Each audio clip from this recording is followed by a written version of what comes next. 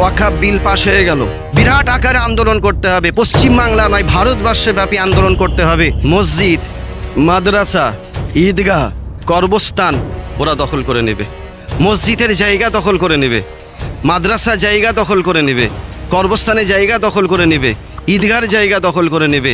আপনি কবরস্থানে জায়গা দখল করবে, আপনার বাবার আপনার আব্বার ইন্তেকালের পরে কবর কোথায় হবে? আপনার বাচ্চাকে শিক্ষা দিবেন কোথায়? আপনি কোন মসজিদে নামাজ পড়বেন? সে মসজিদ ওদের দখল হয়ে যাবে।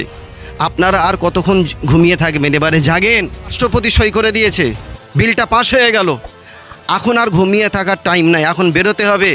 আসুন আমরা একটা প্রতিবাদ আন্দোলন করি। আমরা আগামী দিন কলকাতায় একটা বড় সমাবেশ করবো ইনশাল্লাহ, সেই জায়গায় আমরা পৌঁছাতে চলেছি। তবে আগামী দিন এই মসজিদের জায়গা, মাদ্রাসার জায়গা, ঈদগাহের জায়গা আমাদের জিনিস, আমাদের বাপদাদা, আমাদের 14 পুরুষ, আমাদের মুরব্বীরা দিয়ে গেছে, আমাদের আমানত, এটা আমাদের আমানত, আমাদেরকে রক্ষা করতে হবে। বিরাট আকারে আন্দোলন করতে হবে, পশ্চিমবাংলা নয় ভারতবর্ষে ব্যাপী আন্দোলন করতে হবে, হার গ্রামে গ্রামে আন্দোলন করতে হবে, হার এলাকায় এলাকায় আন্দোলন করে এই বিলটাকে বাতিল করতে হবে। এই বিল যদি বাতিল না করেন, আগামী দিন মুসলমানদের কোমর ভেঙে যাবে, মুসলমানের মেয়ের হাড্ডি ভেঙে যাবে। আমাদেরকে একত্রিত হয়ে দাঁড়াতে হবে।